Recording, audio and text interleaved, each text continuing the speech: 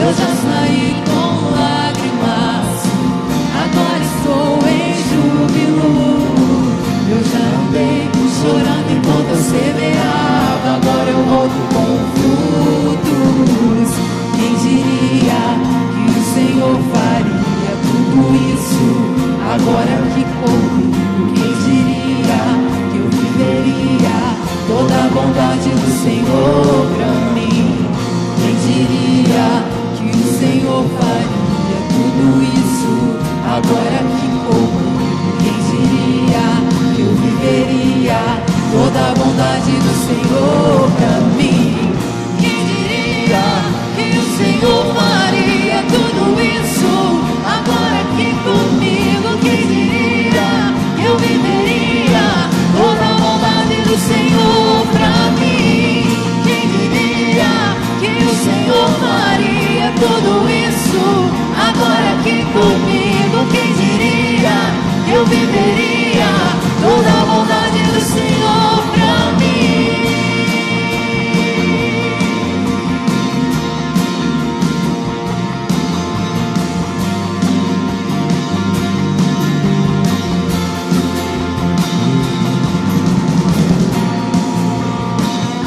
Seja exaltado o teu nome, ó Deus. Seja engrandecido, porque grandes coisas tem feito no nosso meio. Grandes coisas tem realizado. Nós te exaltamos, Deus. Nós te exaltamos porque um dia, quando na nossa tristeza nós pensávamos que a esperança já tinha se acabado, a tua fidelidade fez renascer a vitória, fez renascer a nossa alma, o nosso espírito, e nos trouxe para perto de ti. Aleluia, glória a Deus. Boa noite, seja bem-vindo a mais uma celebração, a nossa terça-feira de esperança. Que bom que você está aí com a gente, mesmo longe estamos conectados, estamos perto.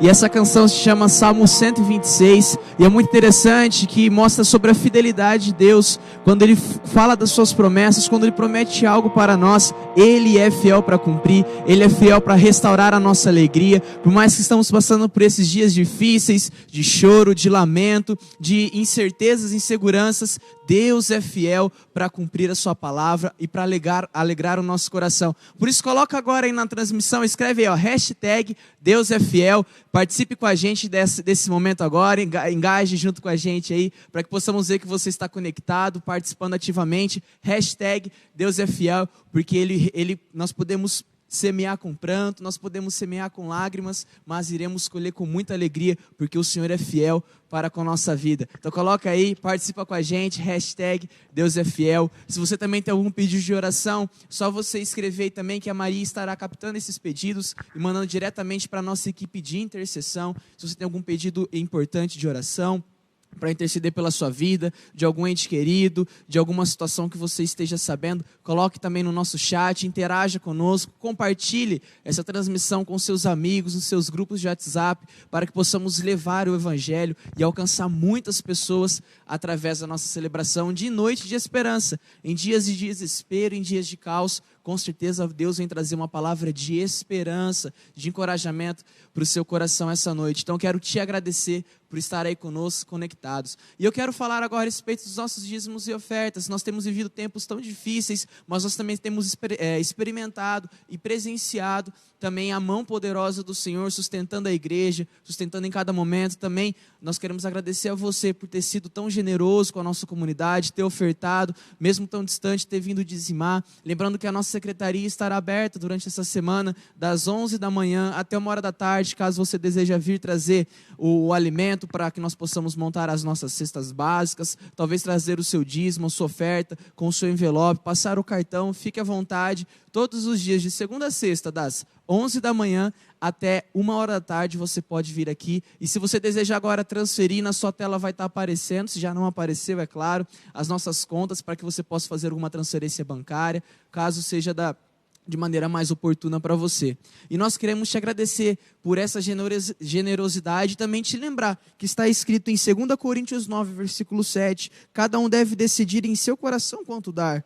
Não contribui com relutância, com tristeza ou por obrigação, porque Deus ama quem dá com alegria. Então seja fiel com alegria, mesmo no pouco. Seja fiel com alegria, porque Deus ama o coração que retribui e que devolve com alegria. E graças a essa sua generosidade, nós podemos sonhar e ir mais além. E nesse domingo, nós tivemos um encontro maravilhoso. Se você esteve presente, foi muito bom. Obrigado por ter participado com a gente. Nesse domingo, às 7h30, nós tivemos um encontro em que o pessoal foi com os carros, nós tivemos num palco ali, e nós podemos podemos ministrar a palavra e ver, mesmo que às vezes de uma maneira meio distante, apenas pelo vidro do carro nos separando, mas foi muito bom estar junto de novo como igreja. É lógico que com todos os cuidados necessários que nós tivemos a cautela de tomar nesse dia. Então, muito obrigado pela sua presença. E a gente vai ter um vídeo agora, um videozinho relembrando para você que foi, o quão maravilhoso foi, para que a chama do Espírito Santo possa permanecer acesa no seu coração.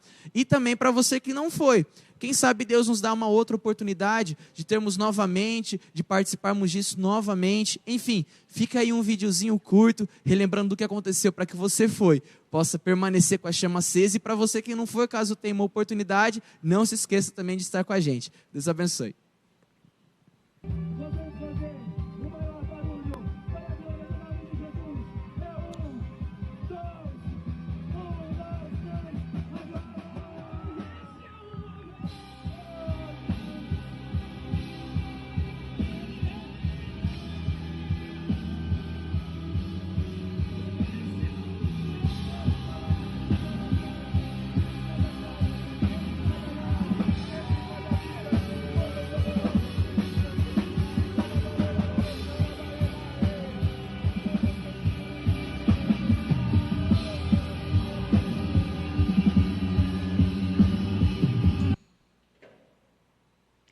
Boa noite, famílias. Boa noite, crianças, papais, mamães, vovó, tio.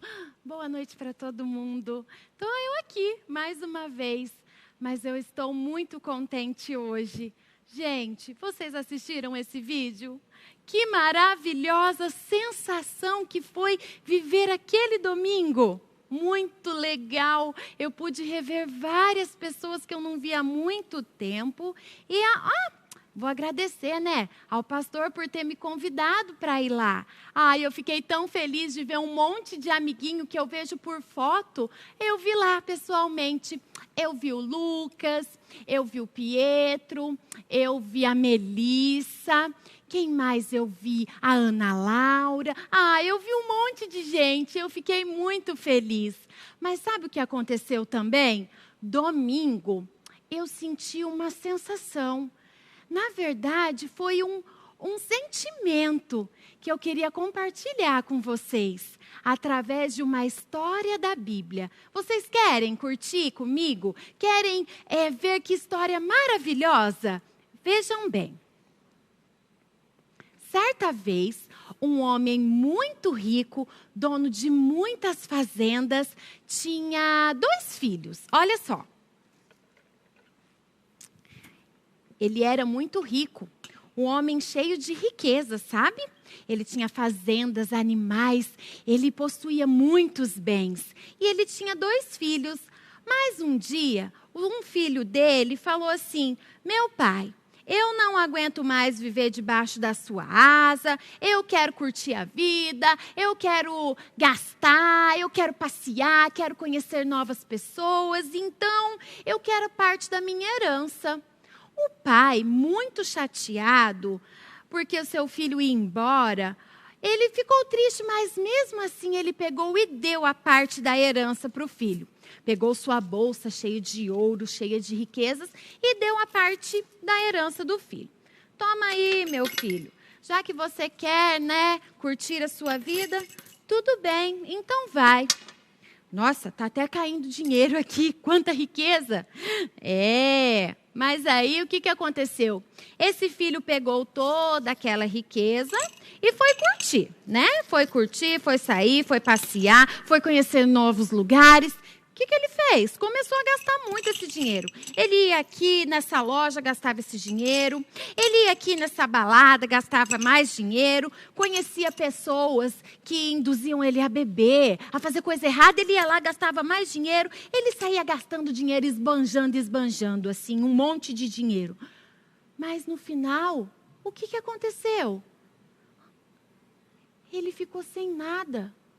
Ele gastou tudo. Ficou sem nada. Ele não tinha dinheiro nem para se alimentar. Mas aí ele teve uma ideia. Acho que agora eu vou ter que arrumar um emprego, né? E sabe que emprego ele arrumou? De tratador de porcos. Ele dava comida para os porcos. lá numa fazenda, lá num sítio, ele arrumou esse trabalho. Pegava a comidinha e dava para os porcos comer, né? O dono da fazenda ordenava a ele, todos os dias você tem que ir lá colocar comidinha para os porcos. Ele sentia tanta fome, ele estava tão pobre, que ele teve vontade de comer até a comida dos porcos. Já pensou? A gente sabe, né, que os porcos não comem assim um alimento tão gostoso. Eles comem resto de tudo quanto é coisa. Ele teve vontade de comer até a comida dos porcos, de tão com fome, de tão pobre que ele estava. Mas neste momento aconteceu uma coisa muito importante. Sabe o quê? Aquele filho sentiu saudade. Isso! Sentiu saudade. Saudade de estar lá na casa do pai dele, porque lá não faltava alimento, lá não faltava carinho, lá não faltava proteção, amor, cuidado. Este filho sentiu saudade. Domingo, eu estava assim, um pouco angustiada, porque eu estava com muita saudade. Saudade das pessoas que eu conheço, saudade de algumas coisas que eu já vivi, saudade de alguns brinquedos e outras coisas que eu já tive. Eu estava angustiada, mas aí o pastor me convidou para ir lá, né, naquela celebração drive, onde os carros estavam lá, todo mundo montado nos seus carros. A gente estava distante, né, mas a gente estava perto. E naquele domingo, eu entendi o que era saudade. Saudade é o que Jesus sente de nós. Porque lá, naquele domingo, naquele momento, toda aquela saudade que eu tinha foi embora. Mas não era saudade das pessoas, era saudade da presença de Jesus. Na hora do louvor, eu senti algo no meu coração transbordar de alegria. Aquela presença maravilhosa do Espírito Santo tomou conta do meu ser. E eu entendi. Jesus, ele me ensinou uma lição através disso. Que saudade é o que ele tem de nós. É o que ele tem de nós quando a gente não ora, quando a gente esquece dele, quando a gente joga o nosso tempo fora com tantas coisas, sendo que a presença dele é o essencial para nós. E a partir daquele momento, eu pude crer que Jesus está de braços abertos para nós em todos os minutos. Sabe o que aconteceu com aquele filho perdido? Aquele filho pródigo? Pródigo significa que esbanja, que gasta sem propósito, que gosta de gastar. Pródigo significa isso. Pródigo estava sendo eu e você que está aí na sua casa. Às vezes a gente gasta o nosso tempo com o celular, a gente gasta o nosso tempo com brigas desnecessárias, a gente gasta o nosso tempo pensando em tanta coisa ruim, sendo que a presença de Jesus é o melhor para nós. Sabe o que aconteceu com aquele filho? Ele voltou para a casa do pai dele. E vocês acham que o pai dele ficou triste? Aquele filho me abandonou? Não. O pai dele ficou feliz. O pai dele fez um banquete. Meu filho voltou, meu filho está aqui. É assim, gente, o coração do nosso Deus.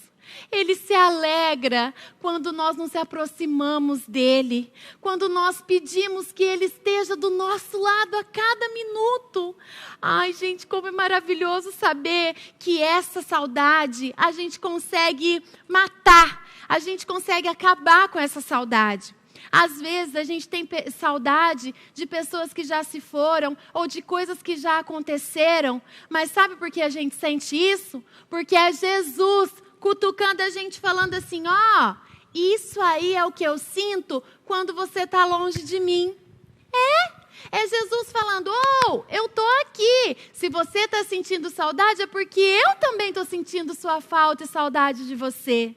Ai, gente, eu queria tanto ter assim um tempo enorme para falar para vocês o quanto é bom ter a presença de Jesus, ser amigo de Jesus, estar próximo de Jesus. Ai, como é bom. Sabe por quê? Quando a gente tem essa presença, a gente lembra que saudade é Deus que sente de nós.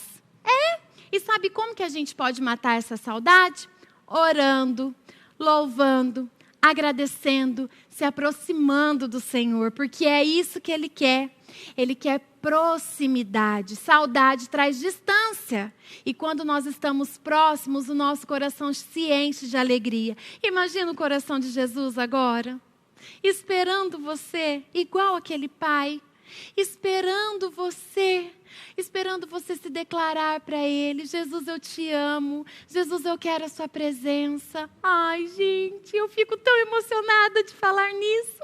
Olha, eu queria falar mais um monte, mas eu não posso, porque ainda tem muitas mais coisas, mais louvores, tem a ministração do pastor, e eu não posso. Mas olha, eu vou lançar um desafio. Tem muitas pessoas que estão do nosso lado e a gente tem saudade, sabia? Às vezes a gente tem saudade da mamãe, porque a mamãe está muito atarefada. Às vezes a gente tem saudade do papai, porque o papai está trabalhando muito. Então agora eu vou lançar um desafio para as famílias. Crianças, vocês vão chegar no papai, na mamãe ou em quem você está com saudade, que mora aí junto com você, e você vai tirar uma foto. Sim, tira uma foto e fala assim: olha, eu estava com saudade de você, mas eu descobri que através de um abraço, de um beijo, de um elogio, eu posso demonstrar o meu amor e essa saudade, vai embora. Gente, não se esqueça. Hoje, agora, nesse minuto, Jesus está com saudade de você. Se aproxime, Ele está de braços abertos te esperando, ok? Eu quero ver as fotos, viu? Cumpram o desafio. E domingo a gente se vê novamente. Um beijo, galera!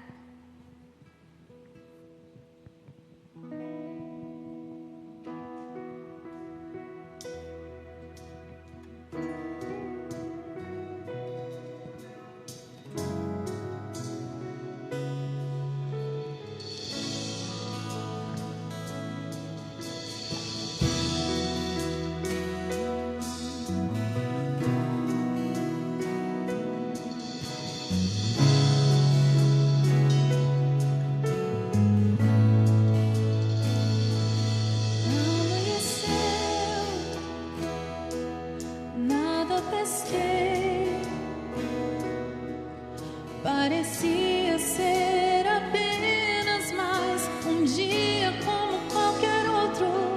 Estava cansado, sem forças, desanimado, decidido a largar tudo e parar. Deus conhece tua estrutura, sabe o que está fazendo. Mesmo que seja difícil, não pare, Ele está vendo. Olha todas suas lágrimas e mandou te falar.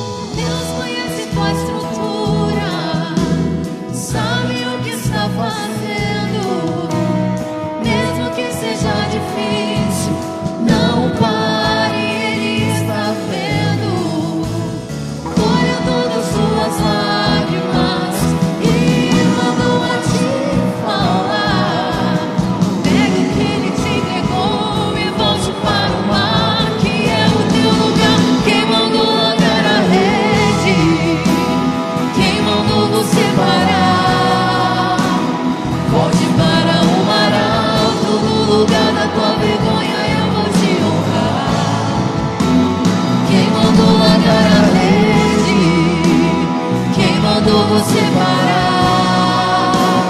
Volte para o mar alto, no lugar da tua vergonha eu vou te honrar. Filho, eu vou te honrar.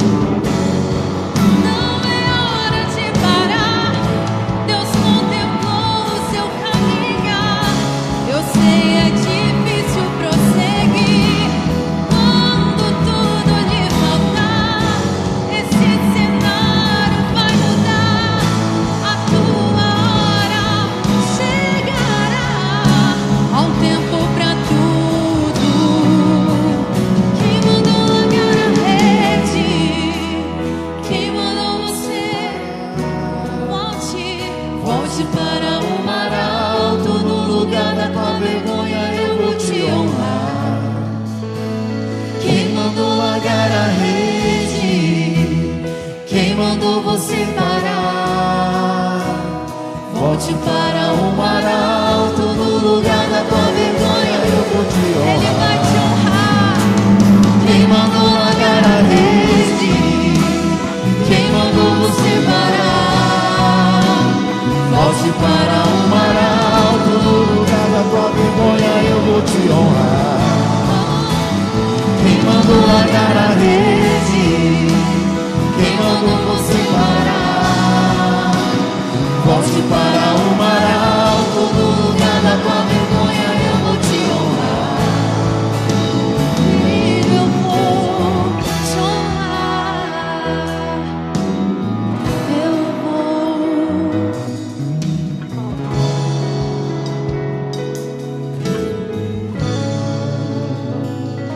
Quando Deus age, não há nenhuma situação adversa que permaneça. Em suas mãos está todo o poder. Só em tuas mãos, Deus, todo o poder, todo o domínio.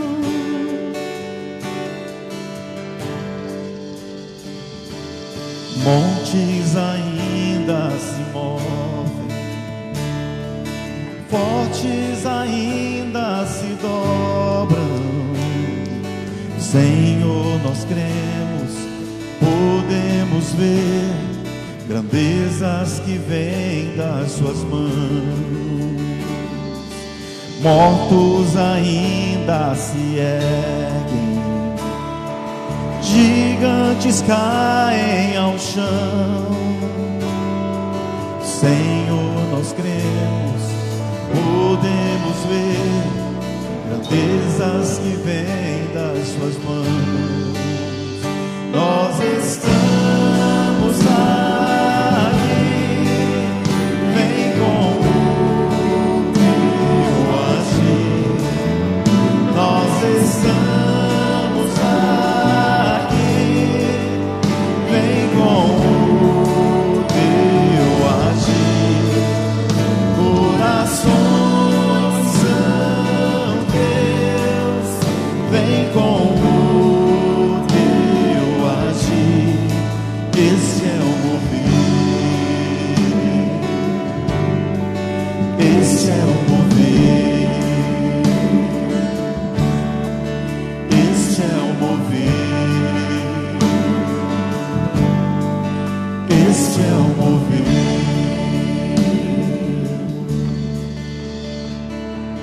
Mortos ainda se erguem, gigantes caem ao chão. Senhor, nós cremos,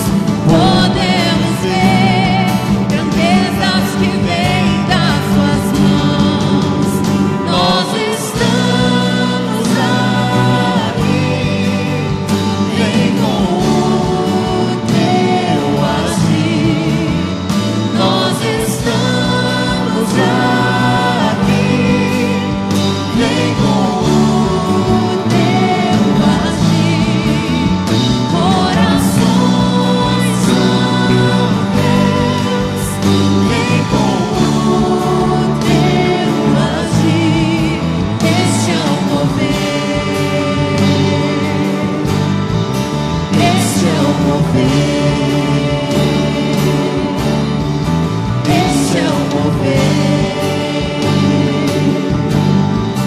Este é o mover.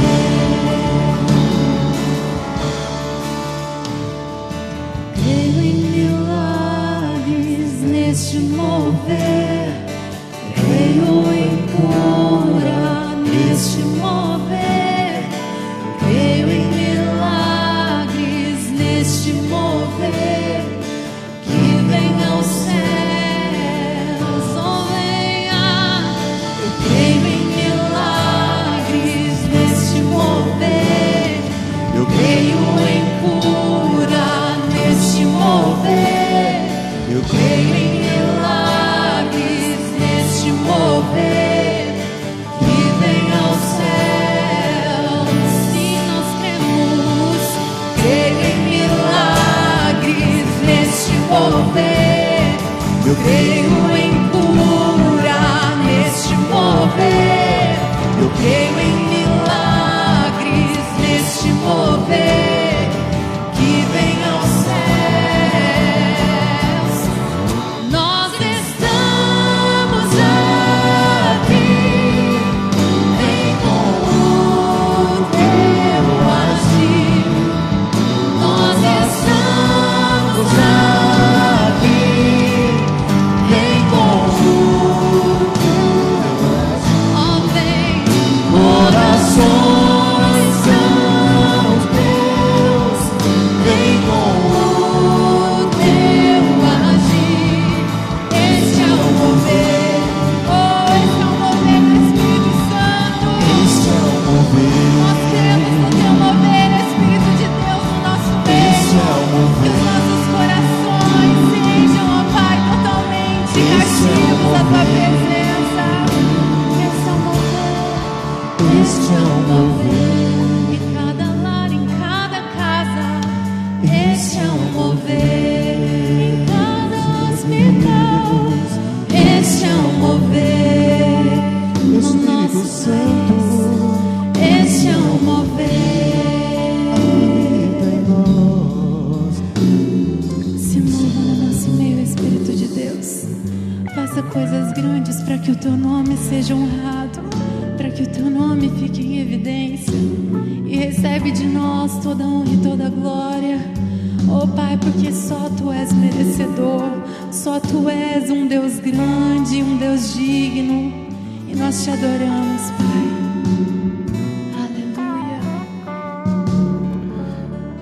Aleluia. Aleluia, graças a Deus, que bom que você está aqui presente conosco.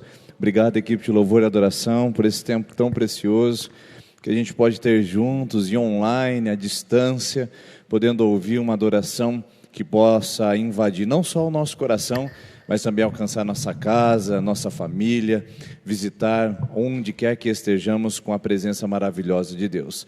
Quero agradecer de uma maneira especial você que está nos visitando pela primeira vez aí na internet. Esperamos que logo, logo, quando tudo isso passar, nós possamos estar juntos novamente e você venha nos conhecer aqui ao vivo e a cores, nesse momento tão precioso que é estarmos juntos em comunidade. Por falar em comunidade, nós tivemos a oportunidade nesse último domingo de estarmos juntos e reunidos ali nos carros, e que alegria poder rever o rosto de muitos irmãos e irmãs, pessoas que estiveram lá conosco. Foi realmente um momento para aliviar aquela saudade e dar um novo refrigério, um novo ânimo para a gente conseguir seguir mais alguns dias aí, que esperamos que sejam breves, para que a gente possa se reunir novamente na casa do Senhor, como família na fé e como comunidade. Bom, hoje nós vamos falar sobre o assunto que começamos a semana passada. Eu acredito que nós vamos precisar ainda de mais algumas horas para meditar sobre esse assunto, mas gostaria de, nesses últimos minutos da nossa celebração, poder fazer uma boa aplicação a respeito da palavra sofrimento ao nosso coração. A proposta dessa terça de esperança, bem como da anterior, é falar sobre o sofrimento, qual é o motivo, para que ele serve, por que ele nos afeta e como lidar com ele, que talvez seja a prática mais importante. O que nós precisamos, queridos irmãos e irmãs, não é ouvir mais sobre teorias, nós não podemos mais ouvir sobre filosofia sobre o sofrimento. Nós precisamos de algo mais prático, algo que possamos nos agarrar, algo que possamos nos apegar verdadeiramente. Inclusive, essa é uma das palavras importantes nesse dia, apegar-se a algo que nos traga esperança, para que nós possamos seguir a nossa vida e poder falar sobre esse tema que tem trazido tanta dificuldade, tanto problema e tanta dor de cabeça nos nossos dias, especialmente os últimos que temos vivido. Bom, a palavra verdadeira que eu gostaria de deixar com vocês é que nunca foi se procurado no Google tantas palavras a respeito de ansiedade, insegurança, preocupação, como lidar com isso, como conviver com isso, como fazer com que essas coisas possam ser administradas no nosso coração. A grande verdade é que esse momento de insegurança e de incerteza somente agravou uma situação que já vinha se desenhando há muito tempo na sociedade pós-moderna, que é justamente a palavra ansiedade. Agravou-se essa condição, piorou essa estrutura, e a grande verdade é que há uma massa de pessoas procurando meios, recursos, formas de poder responder e atender a um coração que está preocupado, ansioso, inseguro e cercado às vezes de maus pensamentos. E nessa grande procura que nós temos visto acontecido nos dias atuais, muitas também são as respostas. As respostas oferecidas dos mais diversos setores é uma forma de dizer onde encontrar paz, onde encontrar segurança, como eu posso recorrer a recursos que sejam bons, saudáveis, importantes para esse momento, o que eu devo de fato fazer. Agora, o problema, queridos irmãos, é que quanto mais se aumenta a procura, ao contrário da lei oferta e procura no mercado, que quanto mais se aumenta a procura, menos oferta tem, esse paradigma não se aplica a essa questão. Porque nesse caso, quanto mais se aumenta a procura das respostas às nossas calamidades, sofrimentos e adversidades, maiores são as ofertas. Muitas e muitas ofertas são oferecidas dia após dia para tentar explicar e trazer um pingo de refresco, de refrigério a uma sedenta, a uma alma cansada, a uma alma aflita. E eu pergunto, quem nesse momento poderia nos trazer segurança? Quem poderia trazer uma resposta sólida, algo que pudéssemos nos agarrar, diante de tantas propostas, diante de tantas ofertas? Quem poderia nos ajudar nesse momento a trazer uma palavra sólida, fundamental e que pudesse trazer paz e conforto ao nosso coração? A Bíblia, somente ela. Ela é o fundamento, ela é o alicerce, porque o próprio Jesus disse em Mateus capítulo 7, que um homem que confia no Senhor e na sua palavra é semelhante àquele que edifica a sua casa sobre a rocha, porque batem os ventos, vêm as ondas, mas ela não desmorona, porque está firmada sobre a palavra de Deus. Não é o fato de ela estar sem ondas e sem ventos, contrariando a sua estrutura. Nós não estamos falando de ficar numa vida em calma, em paraíso, mas estamos falando de uma vida que inclui adversidades, mas que é bem fundamentada, bem solidificada e muito estruturada para enfrentar as intempéries e as dificuldades que a vida oferece.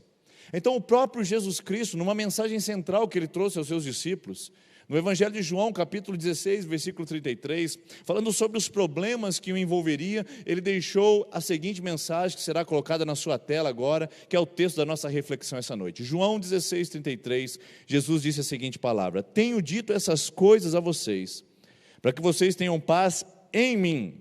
Não adianta procurar em outro lugar, não adianta ir para outras ofertas, não adianta tentar encontrar em outros fundamentos. Eu tenho dito essas coisas para que vocês tenham paz em mim. No mundo tereis aflições, mas tenham bom ânimo, porque eu venci o mundo. Essa palavra de Jesus é muito fortemente aplicada ao nosso coração, especialmente nesses dias. Porque uma das características do cristianismo e uma das coisas mais evidentes da mensagem de Cristo é: ele não escondeu e nem evitou o sofrimento humano. Na sua passagem sobre a face da terra, ele não maquiou e nem camuflou as realidades mais adversas que o ser humano passa e convive durante a sua estadia terrena. Jesus de nenhuma maneira amenizou. Não há eufemismos da parte do mestre para tentar aliviar o nosso desconforto diante do sofrimento. Pelo contrário, ele diz: tem sofrimento, ele está aí, mas vocês não vão encontrar paz ao identificá-lo. Vocês não encontrarão paz em outras circunstâncias, a não ser somente na minha pessoa. Por isso eu disse isso, para que tenham paz em mim. No mundo vocês terão aflições, terão sofrimento, tribulações. O Mestre Jesus, nesse texto, ele não esconde essa realidade. Isso nos faz acreditar que a Bíblia tem uma resposta muito importante e interessante para trazer ao nosso coração em dias como esse. A grande questão é que não apenas o cristianismo tem se mostrado como uma resposta para os nossos dias. Muitas pessoas nessa lei da procura, diante das grandes ofertas de paz, de segurança, de conforto para a alma, têm encontrado outros elementos para sustentar, mas são elementos transitórios, são elementos passageiros que não conseguem manter a fé, a esperança e a confiança ativa em tempos difíceis e em tempos de caos. Por isso, hoje eu gostaria de propor com você aqui, para que nós pudéssemos avaliar pelo menos as 4 principais respostas das religiões ou culturas humanas que têm trazido aos seres humanos no mundo atual, e depois compararmos essas 4 respostas com o cristianismo. Porque desde muito tempo, desde os tempos antigos, a palavra sofrimento e o desarranjo e o desencontro, desajuste que a pessoa tem diante do mundo, ele tem tentado ser explicado por muitas pessoas. E também por muitas religiões, e também por muitos sistemas de pensamentos filosóficos e de crenças. Então nós vamos usar os 4 grandes elementos do nosso mundo atual e tentar comparar essa noite ele ao cristianismo, e ver qual a resposta mais fundamental, qual é a resposta mais sólida que podemos nos apegar, nos fortalecer e podemos de alguma maneira nos segurar nesses dias onde precisamos de uma base, de um fundamento, para que não venhamos de nenhuma maneira desanimar ou enfraquecer a nossa fé. Uma dica que eu gostaria de dar para você antes de nós conversarmos aqui é: nenhuma dessas 4 religiões ou culturas humanas que nós vamos estudar é abraçado pelo cristianismo. O cristianismo está na contramão e no confronto direto com essas posturas, e nós vamos apresentar para vocês aqui rapidamente a partir de agora. A primeira religião, ou primeira estrutura de pensamento que é confrontada pelo cristianismo, mas que é muito aplicada ao nosso mundo atual e muito aceita por muitas pessoas, é uma religião ou um sistema de pensamento chamado de karma. Você já ouviu falar sobre isso? Às vezes alguma pessoa, diante de uma situação ou de um sofrimento momentâneo, ele diz: isso é meu karma. Às vezes a pessoa passa por um conflito ou passa por uma situação difícil e ela diz: esse é o meu karma. O que significa essa palavra? A palavra karma significa que a pessoa está sujeita a acontecimentos que ela mesmo reservou para si. Só que não apenas no momento onde ela está fazendo aqui, mas principalmente em vidas anteriores. O karma acredita na reencarnação. O karma acredita no que aqui se faz, aqui se paga. Você já ouviu algumas pessoas dizendo isso? Esta é a sentença do karma, essa é a sentença das religiões que se baseiam nisso, na reencarnação. Ou seja, você está pagando agora o sofrimento que você deve ter causado a alguém na vida anterior. Portanto, se você viveu uma maneira correta, íntegra e decente, agora você não sofrerá. Mas se você sofreu ou viveu uma vida má, uma vida indigna e uma vida que fez com que muitas pessoas fossem afetadas por dor e sofrimento pela sua causa, então é justo que você esteja sofrendo nesse momento. Bom, o grande problema da religião do karma, e aí você pode usar para aplicar em alguns sistemas de crença dos nossos dias atuais, tais como o hinduísmo ou o espiritismo, o grande problema é dizer: e agora? Onde cerca de 7 bilhões de pessoas passam pelo mesmo sistema de sofrimento. Será que na vida passada todo mundo foi ruim o suficiente dessa maneira? Como explicar o sofrimento que acontece a todos os seres humanos, independente da sua classe, posição social, patrimônio ou até mesmo da sua crença?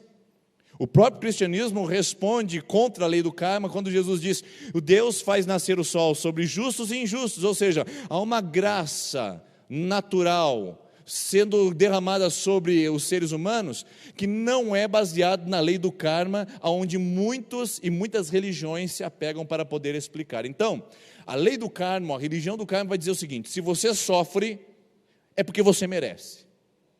Se você chora agora, é porque não há injustiça. Você plantou, você está colhendo. Então, bem-vindo à colheita. Agora você não tem que reclamar. Provavelmente você fez mal, e fez muito mal nas vidas passadas, e o que você está vivendo agora nada mais é do que um bom merecimento.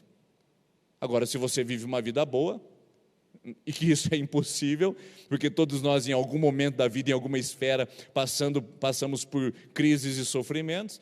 Se você vive uma vida boa, talvez seja o significado de uma boa vida nas vidas passadas e anteriores a você.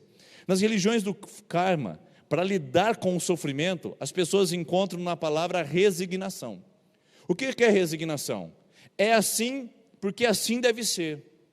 É assim porque assim eu fiz e assim eu mereço. Eu sou resultado de todas as escolhas, eu sou resultado de tudo que me aconteceu, então não há injustiça, não há falta de merecimento, tudo está em ordem e, na verdade, eu mereço o que está passando. O grande problema em relação a isso é que, na melhor das hipóteses, tudo que a pessoa que acredita na lei do karma pode fazer enquanto ela sofre, é tentar viver da melhor maneira possível para que na vida posterior ela tenha uma vida melhor do que essa miséria atual.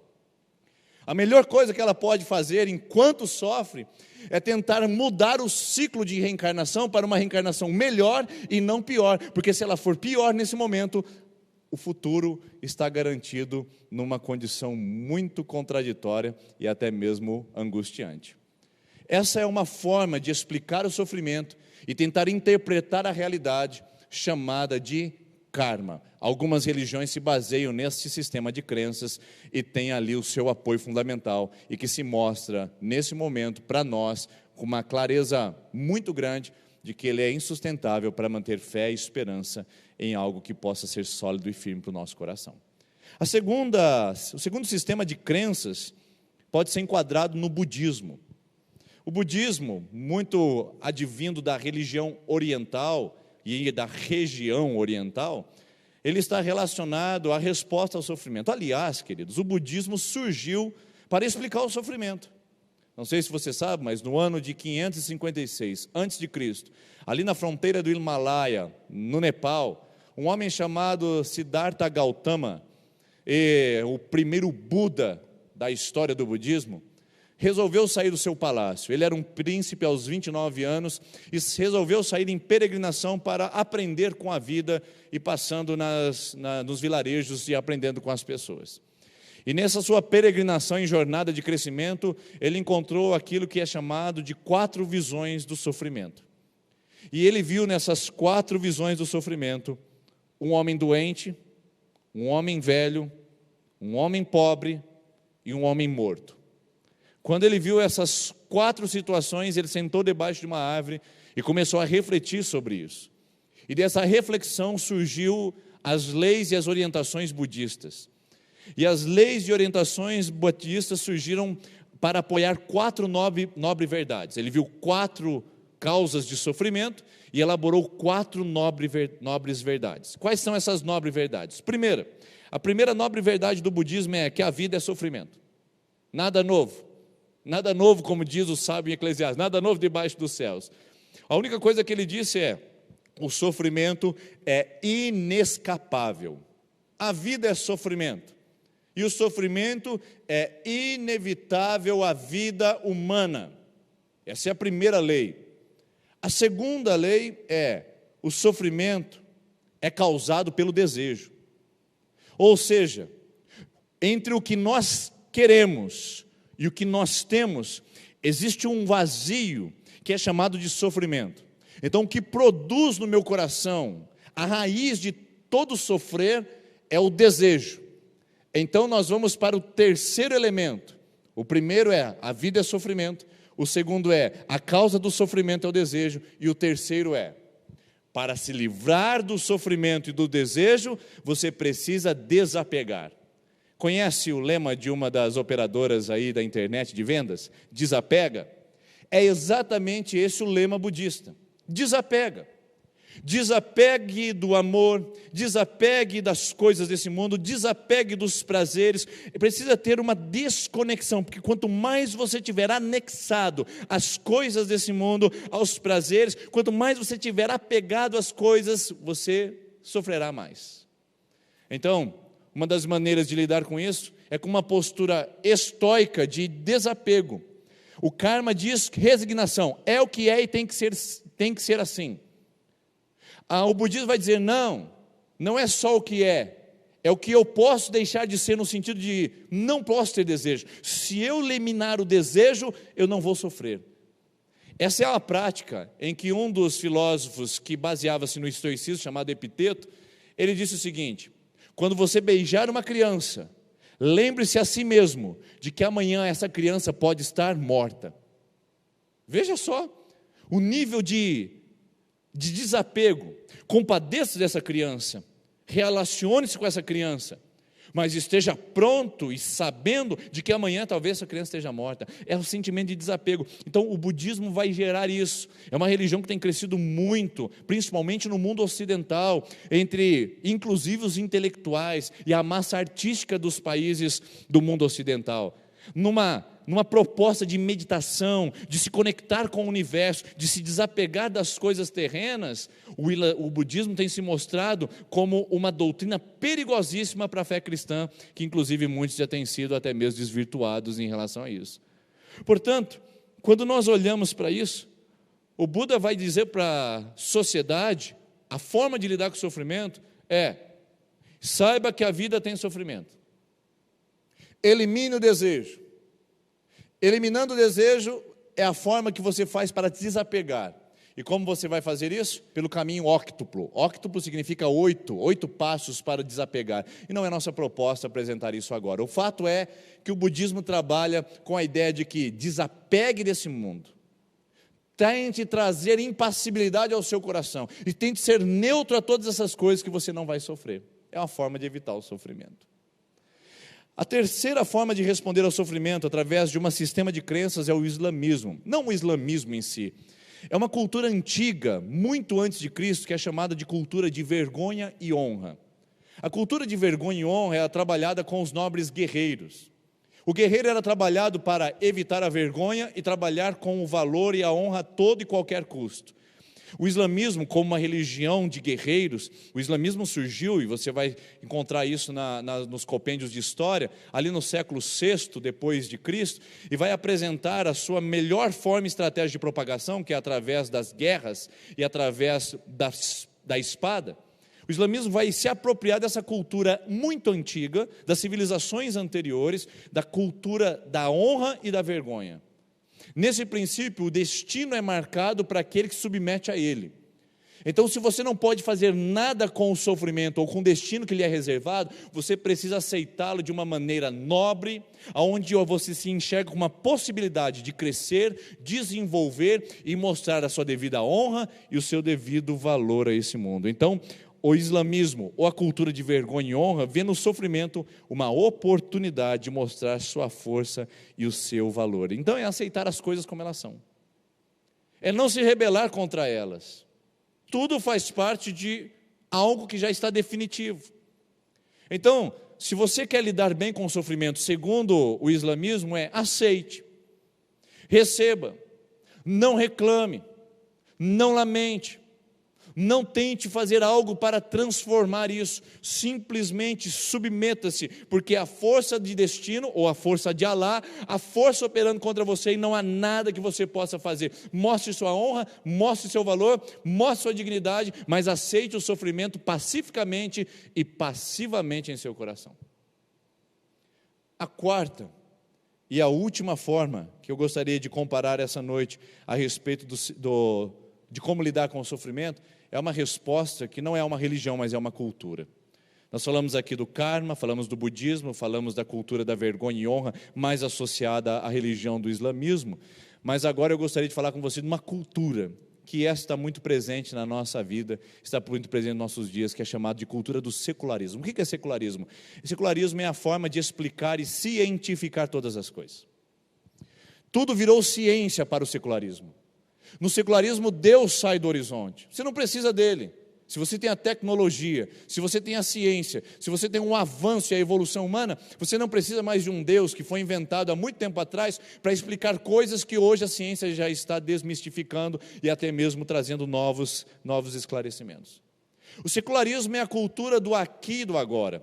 O secularismo é a cultura de que tudo se resume ao físico e ao material. Não há nada espiritual, não há nada sobrenatural. Se existe um Deus, diz o secularismo, se existe um Deus, Ele não está preocupado em interferir nesse mundo que está acontecendo agora. É a cultura do ateísmo, é a cultura do deísmo, é a cultura do gnosticismo, onde você tem um mundo que o que vale a pena mesmo é o real, é o físico, é o tangível e não o espiritual.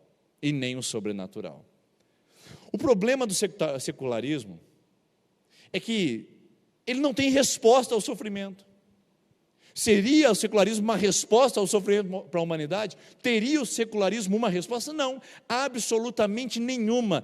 Pelo contrário, estudiosos sérios da Bíblia, inclusive das outras religiões, dizem que a pior cultura de resposta ao sofrimento no mundo é o secularismo. Por quê? Porque se tudo se resume ao material, se tudo se resume ao aqui e agora, não há propósito, não há significado, não há sentido nenhum no sofrimento. Então não há nada o que aprender com ele, não há como trabalhar com ele, não há como aceitá-lo. Por isso que a proposta do secularismo é evite o sofrimento. E o secularismo se baseia no mundo do consumo, no mundo do capital, no mundo do prazer, no mundo do entretenimento. O secularismo se alimenta disso, porque você tem que evitar o sofrimento. Porque se a vida não tem nada de significado, a melhor coisa que eu faço é driblar o sofrimento na minha vida. Então, aí aparecem as drogas, aí aparecem as perversões humanas, aí aparece o individualismo exagerado, aí aparece todos os tipos de atrocidades que a gente tem assistido, por causa de que tudo se resume no aqui e no agora. Se não há sentido, não há propósito depois, vamos evitar o sofrimento. O importante é curtir agora. O importante é a gente aliviar a tensão nesse momento. O importante é a gente resolver o problema agora. O secularismo não ajuda a lidar com o sofrimento, porque o secularismo é contra o sofrimento. Ele tenta driblar, evitar uma coisa inevitável, que o próprio Jesus disse, e as próprias religiões orientais, ocidentais e antigas diziam. É inevitável que o ser humano passe por isso. Então o secularismo é uma mentira, é um engano, para dizer que nesse mundo você pode ter uma vida prazerosa, luxuosa e longe de qualquer tipo de dor e de adversidade. É uma mentira isso daí. Então, a grande farsa do secularismo, que tenta tirar Deus e tenta colocar ateísmo na sua casa, desses boçais de plantão que são os intelectuais de universidades hoje, que se baseiam atrás de uma cátedra, que sentam atrás de uma mesa, achando que são estudiosos, achando que são eruditos, tentando manifestar e manipular uma classe de estudantes inocentes para acreditar nas suas verdades que são feitas não mais da sua miséria, da sua alma. A grande proposta deles é colocar Deus longe das universidades, Deus longe do coração do ser humano, para tentar cientificar todas as coisas. O secularismo é uma mentira, é uma doença para a alma humana. Será que você não percebeu isso ainda? Então hoje, uma das coisas que pode desmascarar essa proposta de ateísmo, ou até mesmo de evitar Deus e evitar o sofrimento na nossa vida, é o fato do secularismo colocar tudo no aqui e agora, no material, e não ter reserva de futuro para ninguém. Já pensou nisso? No secularismo ninguém determina nada para você, não há sentido. Você pode escolher o que você bem entender, escolha o que você quiser, propõe no seu coração sentido. Qual é o sentido da sua vida? É a família? Então aproveite. Qual é o sentido da vida? Carreira? Então vá atrás dela. O sentido da vida é sua agenda política? Então aproveita, vá fazer a sua parte.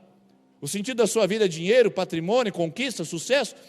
Então corra atrás disso. São os relacionamentos românticos e amorosos? Então vá. O secularismo não determina sentidos nem significados, ele deixa você livre para fazer a sua escolha. Então, você baseia o seu sentido apenas no aqui e no agora. Preste atenção nisso. Você baseia o seu sentido apenas no aqui e no agora. E sabe o que acontece? Quando o sofrimento vem, ele afeta o seu aqui e o agora. Ele leva embora relacionamentos românticos, ele leva embora patrimônio, ele leva embora carreira, leva embora entes queridos através da morte. Quando o sofrimento nos ataca no aqui e agora, ele tira todos os nossos significados. Por isso que o secularismo é uma farsa, uma mentira, colocando o nosso desejo de fazer tudo acontecer agora, porque não há reserva de futuro. Mentira! Essa que é a realidade do cristianismo, que se opõe diretamente ao secularismo, porque é uma reserva de futuro para nós. não se acaba aqui, não termina aqui. Para o secularismo só tem uma chance de você ser feliz aqui e agora. Se você não for agora, você está enrascado, perdeu sua oportunidade. O cristianismo diz: não, você não tem sua chance de ser feliz aqui, porque a paz que Cristo dá não é dada como o mundo a dá, como o secularismo a dá. Isso é precioso, isso é maravilhoso, isso é tremendo quando o cristianismo confronta diretamente essa cultura de materialismo, essa ideia de colocar o significado da vida nesse momento agora, e naquelas coisas que vão embora, gente, vão desaparecer. Por isso que quando nós colocamos a nossa esperança na eternidade, nós não perdemos significado, sabia? Porque nós estamos protegidos por um significado que está além desse mundo, que está além das coisas que eu pego, além das coisas que eu apalpo, além das coisas que eu reservo para mim nessa terra. Meu significado de vida está além na eternidade, então eu estou livre. Posso sofrer, posso viver dramas nessa terra, mas isso não rouba a minha esperança, que está protegida para além desse mundo material, coisa que o secularismo não consegue fazer e explicar. Então, aqui está a conclusão de tudo isso. A verdade é que pessoas secularizadas não têm condições de lidar com o sofrimento de uma maneira eficiente. A verdade é que no secularismo você está retrocedendo quando está sofrendo, não está progredindo nem avançando. Por isso precisa ser evitado a qualquer custo. E muitas pessoas têm entrado nesse drama. Quantas pessoas são cristãs budistas, vivendo o sofrimento de uma maneira estática? Ou não posso sentir, tenho que me desapegar. As coisas vêm e vão mesmo, essa é a minha postura. Quantos cristãos budistas nós temos na teologia errada e equivocada? Quantos cristãos da teologia do karma, imaginando que as coisas vão melhorar na próxima reencarnação? Sim, tem muitos cristãos que ainda acreditam nisso. Quantos cristãos são islâmicos, baseados num destino que está preparado e que não dá nada a ser feito nisso? Não há como interagir com o sofrimento, não há como transformá-lo, não há como atuar nele no momento para transformá-lo em glória. Quantos cristãos islâmicos? E eu pergunto a última: quantos cristãos secularistas, que estão trabalhando com o mundo material apenas e não conseguem ter vida e esperança na eternidade? Tudo para eles se resume no aqui no agora, e para eles a única chance de ser feliz é agora, de ter sucesso é agora, e de ser realizado é agora. Está vendo? O cristianismo não abraça nenhuma dessas 4 propostas culturais e religiosas para lidar com o sofrimento. Então o que o cristianismo suporta? O que o cristianismo oferece? Onde o cristianismo se encaixa no sofrimento? Na história da religião cristã, o cristianismo surgiu dentro do Império Romano, uma religião panteísta e estoica, onde o sofrimento deveria ser evitado a todo custo, como os budistas fazem. E sabe o que o cristianismo ofereceu lá, para essa religião? Coisas que eles nunca tinham vistos. Porque os cristãos eram capazes de sofrer com tanta ousadia, com tanta alegria, que isso despertou o interesse de Roma, isso despertou o interesse da cultura. Por isso que a igreja cristã cresceu tanto enquanto ela foi perseguida, cresceu tanto enquanto ela era primitiva, porque ela sofria e trabalhava no sofrimento, mostrando sua esperança. O cristianismo fez crescer tão rapidamente, porque as pessoas mostravam quão capazes elas estavam para lidar com o sofrimento e com a angústia. Então o cristianismo ofereceu 3 coisas, e aqui eu encerro com você. Ofereceu 3 coisas para aquele mundo da época, e para você hoje, e para mim agora também. 3 coisas que nenhuma religião da época ofereceu, e que nenhuma religião ou cultura humana atual é capaz de oferecer. 3 coisas que são completamente distintas e que só o cristianismo terá. Só o cristianismo tem isso no mundo, queridos. Você pode pesquisar em qualquer religião e cultura humana. Só o cristianismo oferece essas 3 realidades para lidar com o sofrimento. Primeiro, Deus é o Deus que veio ao mundo e sofreu. Nenhuma religião da época poderia lidar com essa verdade. Porque a proposta é: não sofra, não tenha sentimentos, esteja desapegado, não sofra nesse mundo. E aí vem Jesus Cristo e morre na cruz do Calvário. Aí vem o Deus cristão e diz assim: não, eu sofro por vocês, eu sei o que é o sofrimento, eu vivo o sofrimento. Esse não é um Deus impessoal, não é um Deus distante no mundo espiritual, é um Deus encarnado, pessoal, vivo, verdadeiro, que enfrenta o sofrimento com a realidade humana da sua criação. Isso é completamente distinto, isso é revolucionário, e é isso que nós temos que nos apegar. Nós temos um Deus que sofreu por nós, nós temos um Deus que sabe o que é sofrimento. Se você se sente traída, Ele foi traído pelos seus. Se você se sente violentado, Ele foi violentado pelos seus filhos também naquela cruz. Se você se sente rejeitado, Ele também foi rejeitado. Se você se sente envergonhado, humilhado, Ele também já passou por isso. Se você perdeu um ente querido, Deus perdeu o seu filho na cruz do Calvário. Então não diga que o seu Deus não sofre. Não se apoie em religiões que são mentirosas, enganosas, em pensamentos e crenças que tiram a nossa realidade, que nós temos um Deus presente, pessoal, encarnado, vivo, que entende a minha história, sabe o que você sofre, sabe o que eu sofro e sabe como nós nos sentimos quando estamos em momentos como esse. Deus sabe como você está em meio à pandemia. Deus sabe como você está em meio ao seu casamento fracassado. Deus sabe como você está em meio à sua experiência de rejeição e abandono. Deus sabe porque em tudo isso Ele já passou, Ele já viveu uma dor superior na cruz do Calvário por todos nós. Isso é revolucionário, porque nós temos o Deus que chora com Marta e Maria quando Lázaro está morto, que chora e sofre no Getsemane, que sente dor na cruz do Calvário. Isso é um golpe na religião estoica dos nossos dias, que vê o sofrimento como uma ameaça e deve ser evitado e desapegado. A resposta do cristianismo é tremenda. A primeira é Deus, o cristianismo apresenta um Deus que sofreu por nós. Segundo, o cristianismo apresenta uma promessa de vida eterna no mundo melhor. Bom, vamos lá, vamos recuperar a nossa conversa. O karma não tem promessa de um mundo melhor. É um ciclo constante e contínuo, sem interrupções, onde você começa e reinicia, tentando progredir no processo de reencarnação e evolução da alma. Não há esperança posicionada para o futuro. Segundo, karma. Primeiro é o karma. Segundo, budismo. No budismo, quando você alcança a iluminação, você se torna parte do todo. Você perde a personalidade, você não é mais você. Agora você é parte do universo. Perdeu sua individualidade. Então não há esperança no futuro, não há uma vida eterna, não há um lugar de amor. Terceiro, secularismo. Aqui acabou, terminou, não há esperança para o amanhã, tudo se resume aqui. Eu não quero isso, ninguém quer isso, ninguém da humanidade quer. Todo mundo quer ser amado, continuar sendo amado. Todo mundo quer ter a experiência de um amor que não acaba e não termina. E isso a eternidade oferece para nós. Um mundo de amor, um mundo de acolhimento, um mundo onde não há sofrimento, não há rejeição, onde não há dor, onde não há ódio. A eternidade que o cristianismo oferece como promessa de Cristo é uma eternidade que sustenta o maior desejo do ser humano, que é não terminar aqui e não parar num ciclo constante e contínuo, mas ir para o final da história, onde nós estaremos num lugar cheio de amor, de graça e fidelidade. E por fim, o último, o cristianismo oferece a melhor, que é a experiência da ressurreição.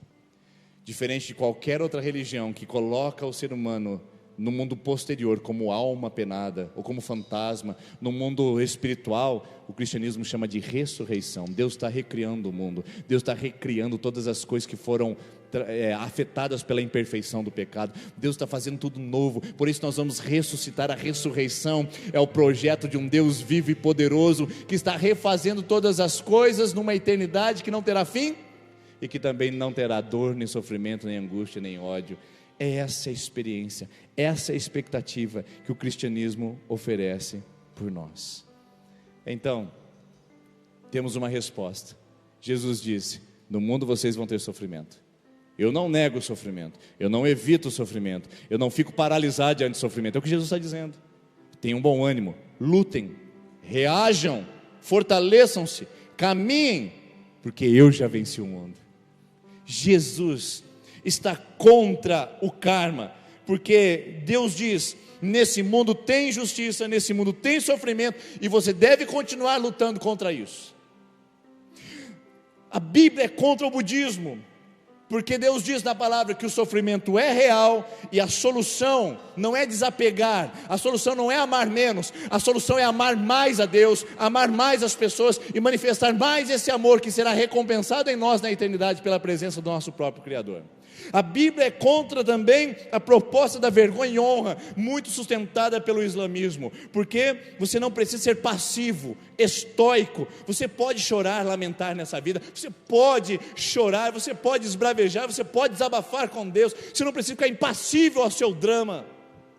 Jesus chorou, você pode chorar. Jeremias lamentou, você pode lamentar. Jó esbravejou, você também pode esbravejar, mas para ele, para o coração dele, diante dele. E Jesus é contra o secularismo, e a Bíblia é contra o secularismo, porque nós sabemos que o significado da nossa vida não termina aqui, é muito maior e está protegido pela eternidade.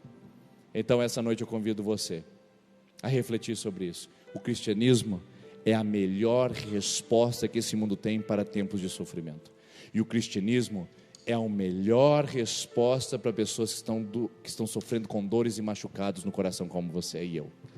Essa noite você pode se entregar, essa noite você pode chorar, mas você pode confiar num Deus que está presente, que sofre por você.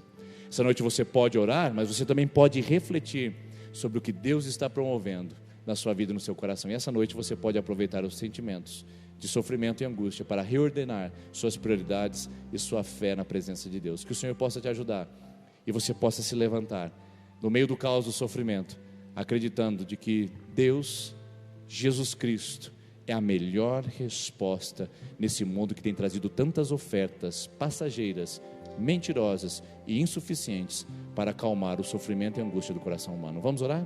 Depois nós vamos cantar? Senhor Jesus, nós queremos agradecer ao Senhor por essa noite, queremos agradecer ao Senhor por esse tempo tão especial, e que o Senhor ministre cada coração, cada vida, porque nós sabemos que o Senhor é a resposta, e a melhor resposta é Jesus, que venceu o mundo, e vamos ter ânimo em Ti, até o dia da sua volta, e o dia que o Senhor nos levará para junto de Ti, em nome de Jesus, amém.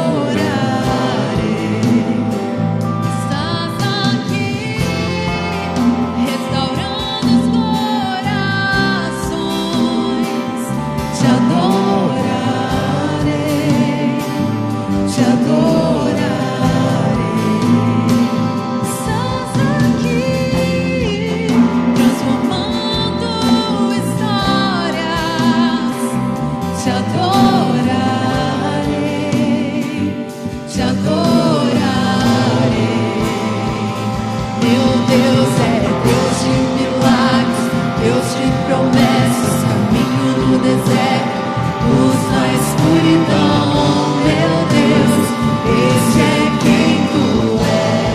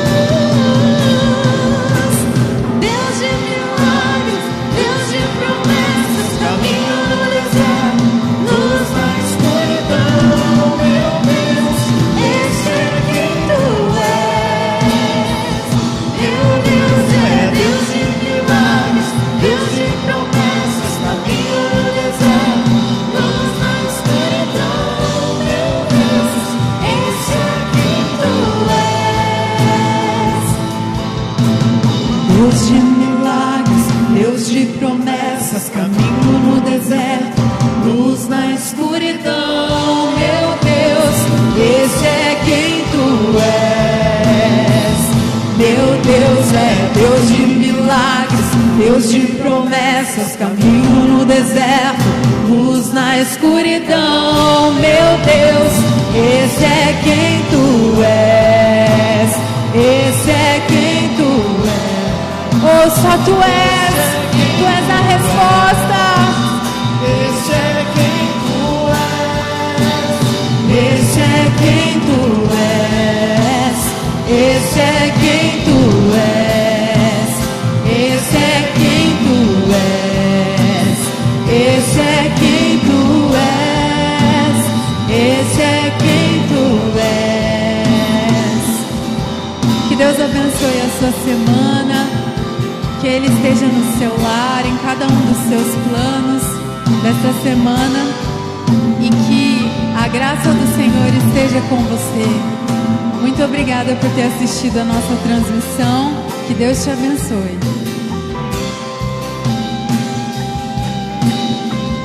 Meu Deus, esse é quem tu és.